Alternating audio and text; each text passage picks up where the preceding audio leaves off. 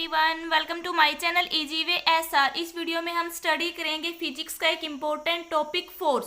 Force क्या होता है? बल। तो आज की वीडियो में मैं फोर्स के बारे में डिटेल में बताऊंगी। इसकी डेफिनेशन क्या है, फोर्स के एग्जांपल, एसआई यूनिट और इसके इफेक्ट क्या होते हैं।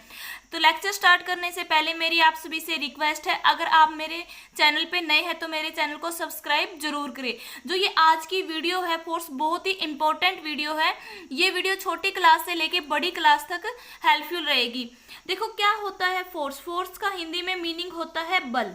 जब किसी भी ऑब्जेक्ट के ऊपर क्या है force, A force is an external influence that can change the position of body. ठीक है, क्या होता है कि फोर्स क्या है, एक बाह्य कारक है जो क्या किसी भी ऑब्जेक्ट की पोजीशन में चेंजमेंट लाता है। हम ऐसे बोल सकते हैं, a force is an external influence which tends to set a stationary body into motion. ठीक है, फोर्स क्या है, ये एक बाह्य कारक है जो किसी भी वस्तु की जो प्रारंभिक अवस्था होती है, प्रारंभिक अवस्था यानी स्टेशनरी का मीनिंग क्या होता है, विश्राम की अवस्था। ठीक है, तो ये क्या होता है, ये एक बाह्य कारक है जो किसी भी वस्तु की विश्राम की अवस्था को परिवर्तित करता है। ठीक है, तो उम्मीद है कि आपको फोर्स की डेफिनेशन समझ में आई होगी। मैं एक बार फिर आपको समझाऊंगी। A force is an external influence which tends to set a stationary body into motion. ठीक है, क्या है कि एक बाह्य कारक है जो किसी भी वस्तु की विराम की अवस्था को परिवर्तित करता है। मोशन, मोशन का मीनिंग क्या होता है, गतिशील। ओके, जैसे एग्जांपल क्या होता है, the force of a bat on the ball. देखो क्या होता है, जैसे कि बॉल, बैट बॉल हम खेलते हैं तो बैट से हम बॉल के ऊपर फोर्स लगाते हैं, तभी तो वो बॉल क्या होती है, मोशन के अंदर आती है। ठीक है, क्या होता है इसमें, देखो क्या एग्जांपल है, जैसे कि ये एक बैट है, मेरी ड्राइंग ऐसी है, ये बैट है, यहाँ बॉल है। जैसे ही बॉल है, यहाँ पे हम इस बैट से इस बॉल के ऊपर फोर्स लगाएंगे तो ये बॉल क्या होंगी, मोशन में आएंगी। ठीक है, तो इसका मीनिंग क्या है कि बैट ने क्या किया है, फोर्स लगाया है किसके ऊपर, बॉल के ऊपर। ठीक है, तो यही क्या होता है, क्योंकि ये एक्सटर्नल ही तो बाह्य ही कारक था जिसने बॉल के ऊपर फोर्स लगाया और फिर ये बॉल क्या आई है, मोशन में आई है। ठीक है, तो क्या, या फिर हम ऐसे भी बोल सकते हैं, pushing and pulling the door. देखो जो हमारे घरों के दरवाजे होते हैं, उन घरों के दरवाजों को हम क्या करते हैं, पुश करते हैं, पुल करते हैं, तो खींचना और धकेलना। ठीक है, पुशिंग पुलिंग का मीनिंग क्या होता है, खींचना और धकेलना। तो उसके ऊपर भी हम क्या करते हैं, फोर्स लगाते हैं। ठीक है, pushing and pulling the door. ठीक है, तो क्या होता है, अब देखो जो फोर्स है उसके इफेक्ट क्या पड़ते हैं। If a force apply on the body following change take place. ठीक है, जब हम किसी भी ऑब्जेक्ट के ऊपर फोर्स अप्लाई किया जाता है तो उसके ऊपर क्या क्या चेंजमेंट आते हैं। ठीक है, तो ये क्वेश्चन अराइज होता है यहाँ से, या फिर ऐसे भी पूछा जाएगा इफेक्ट ऑफ फोर्स, की फोर्सेस के इफेक्ट क्या होते हैं। ठीक है, जिसका फर्स्ट इफेक्ट क्या होता है, force can change the speed of body. देखो क्या है, जब जो फोर्स है वो किसी भी ऑब्जेक्ट की स्पीड को चेंज कर सकता है। ठीक है, चेंज करने का मीनिंग क्या होता है, अगर कोई भी ऑब्जेक्ट फास्टली मूव कर रहा है, कोई भी ऑब्जेक्ट अगर फास्टली मूव कर रहा है, आगे से इसके ऊपर फोर्स अप्लाई किया जाता है तो जो इसकी स्पीड थी वो क्या हो जाएगी, कम हो जाएगी। क्यों? क्योंकि इसकी अपोजिट डायरेक्शन से फोर्स इसके ऊपर अप्लाई हुआ है। ठीक है, अगर फोर्स अपोजिट डायरेक्शन से अप्लाई होगा, उसकी मोशन की डायरेक्शन से, जिस डायरेक्शन में ऑब्जेक्ट मूव कर रहा है, अगर उसकी अपोजिट डायरेक्शन में फोर्स अप्लाई हो रहा है तो उससे इसकी जो स्पीड है वो कम होगी। ठीक है, बट अगर कोई भी ऑब्जेक्ट स्लोली मूव कर रहा है, अगर कोई भी ऑब्जेक्ट स्लोली मूव कर रहा है और इसके पीछे सेम डायरेक्शन में फोर्स अप्लाई किया जाता है तो इसकी स्पीड क्या हो जाएगी, इंक्रीज हो जाएगी। ठीक है, तो ये ही क्या होता है कि इससे मैंने आपको एग्जांपल से समझाया कि जो फोर्स है वो किसी भी ऑब्जेक्ट की स्पीड को चेंज कर सकता है। ठीक है, तो उम्मीद है कि आपको एग्जाम्पल समझ में आया होगा। सेकंड पॉइंट में क्या है, force can change the shape of body.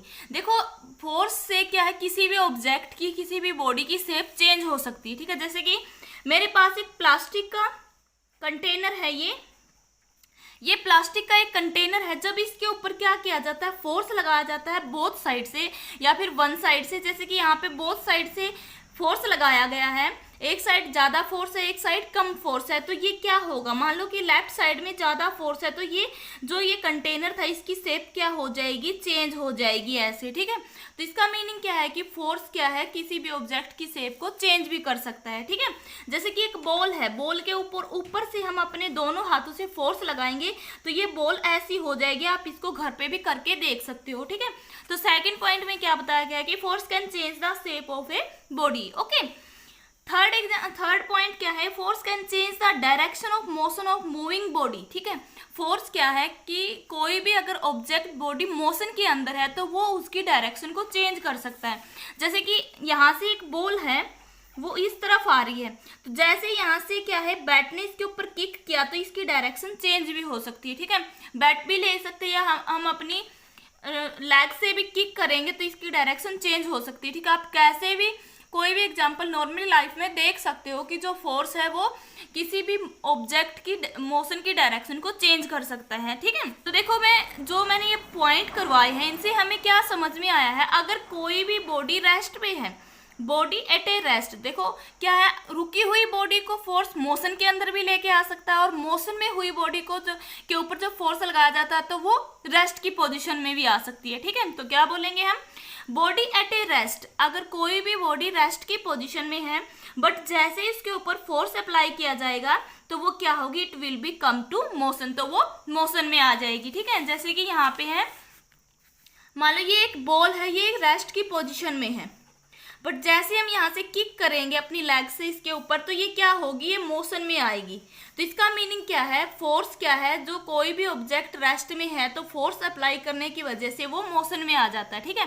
But अगर कोई भी, जैसे कि ये बॉल मोशन के अंदर आ रही है, जैसे ही हम यहाँ पे फोर्स अप्लाई करेंगे तो आगे इसको जगह नहीं मिलेगी जाने के लिए, क्योंकि ये फोर्स ज्यादा होगा इसके मोशन से, तो ये मूवमेंट में जो क्या है बॉल है तो ये क्या हो जाएगी, रुक जाएगी, ठीक है। देखो क्या है, अगर कोई भी बॉडी मोशन के अंदर है, body is in motion, applied force, और इसके ऊपर जैसे ही फोर्स अप्लाई करेंगे तो वो बॉडी क्या होगी, इट कम टू रेस्ट। तो मेरे कहने का मतलब ये है कि फोर्स की वजह से अगर कोई भी ऑब्जेक्ट मोशन में है तो फोर्स अप्लाई करने से वो रेस्ट की पोजीशन में भी आ सकता है, अगर कोई भी ऑब्जेक्ट रेस्ट में है अगर उसके ऊपर फोर्स अप्लाई किया जाए तो वो मोशन में भी आ सकता है, ठीक है।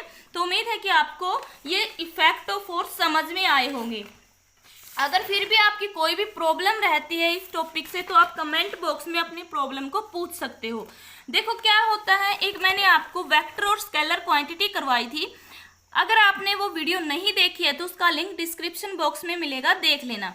तो फोर्स क्या है, फोर्स एक वेक्टर क्वांटिटी है, क्यों है, क्योंकि फोर्स की डायरेक्शन भी होती है और इसका मैग्नीट्यूड भी होता है, ठीक है। क्या है, force is a vector quantity, it has both magnitude as well as direction. देखो ये कैसे होता है, जैसे क्या है, यहाँ पे एक ऑब्जेक्ट है, ठीक है, ये एक ऑब्जेक्ट ए है, जैसे इसके ऊपर फोर्स लगाया जाएगा, जैसे कि 2 न्यूटन का इसके ऊपर फोर्स लगाया है, ये क्या है, इसका मैग्नीट्यूड है।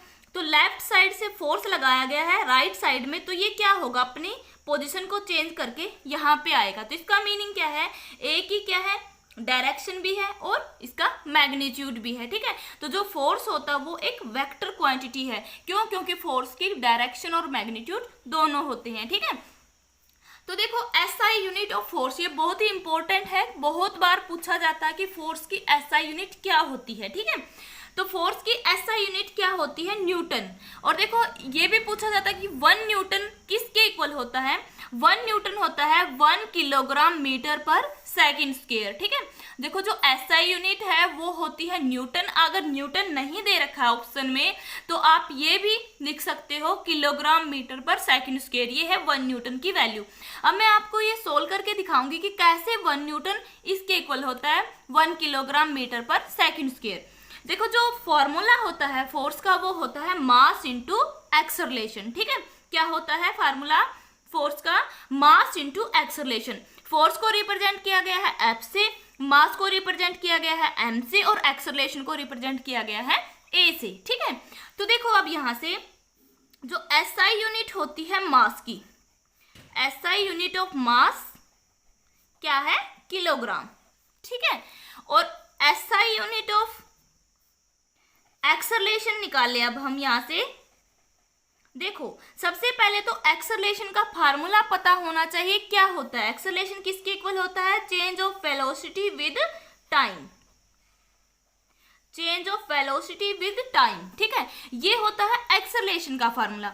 देखो यहां से अगर हमें वेलोसिटी का भी, देखो एक्सेलरेशन डिपेंड करती है वेलोसिटी पे, तो यहां से हमें वेलोसिटी का फार्मूला भी पता होना चाहिए। तो वेलोसिटी का फार्मूला क्या होता है? Displacement by time. क्या होता है? डिस्प्लेसमेंट बाय टाइम, ये होता है वेलोसिटी का फार्मूला। ये इक्वेशन फर्स्ट है। तो इक्वेशन फर्स्ट में हम वेलोसिटी की वैल्यू को पुट कर देंगे। एक्सेलरेशन है किसके इक्वल है? वेलोसिटी बाय टाइम के। तो वेलोसिटी की वैल्यू क्या है? Displacement by time. वेलोसिटी की वैल्यू क्या है? डिस्प्लेसमेंट बाय टाइम, और एक टाइम इसके नीचे पहले ही था, ठीक है, तो ये ऐसे करेंगे हम। देखो अब एक्सेलरेशन किसके इक्वल आई है? हमारी डिस्प्लेसमेंट बाय टाइम स्क्वायर, ठीक है। क्यों? क्योंकि यहाँ पे वेलोसिटी का जो फार्मूला होता है, वेलोसिटी होती है डिस्प्लेसमेंट बाय टाइम, हमने यहाँ पे वेलोसिटी की वैल्यू को पुट अप कर दिया। अब जो यहाँ पे दो टर्म आई है, एक डिस्प्लेसमेंट है एक टाइम है, तो अब क्या करोगे? एसआई यूनिट, डिस्प्लेसमेंट की एसआई यूनिट क्या होती है? मीटर, ठीक है, और जो एसआई यूनिट है टाइम की, SI unit of time, time की एसआई यूनिट क्या होती है? सेकंड, ठीक है। अब देखो जो इक्वेशन ये सेकंड है, इसमें हम इन दोनों की एसआई यूनिट को पुट कर देंगे, ठीक है। पुटिंग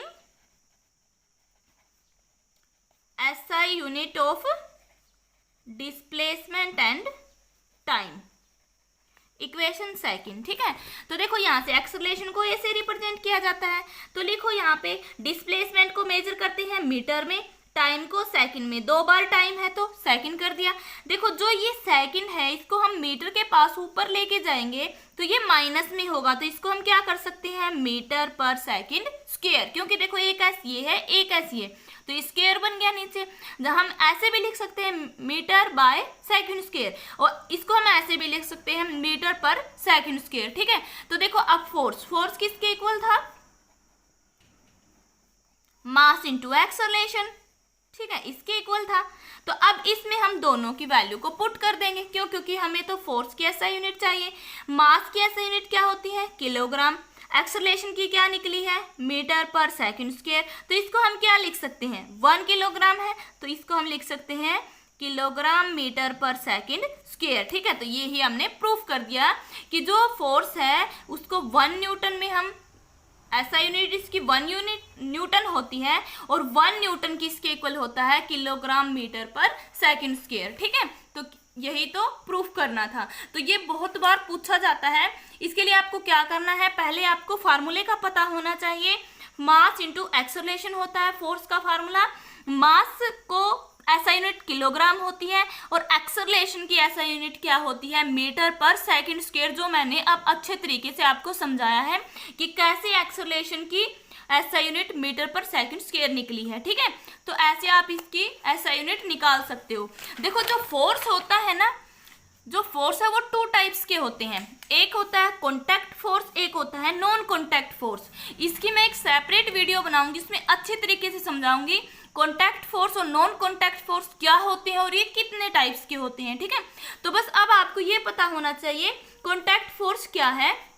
जब 2 ऑब्जेक्ट के बीच में जो फोर्स लगता है, और वो फोर्स क्या हो? जब वो दोनों ऑब्जेक्ट एक दूसरे के टच में हो, और टच में होने पर जो उनके ऊपर जो फोर्स लगता है वो क्या होता है? कॉन्टैक्ट फोर्स होता है। जैसे कि ये है, ये 2 ऑब्जेक्ट है ए और बी, ठीक है। ए बी के ऊपर जो फोर्स लगा रहा है, क्योंकि ये यहाँ से टच में है, तो ये कॉन्टैक्ट फोर्स होता है, जैसे फ्रिक्शनल फोर्स, ठीक है।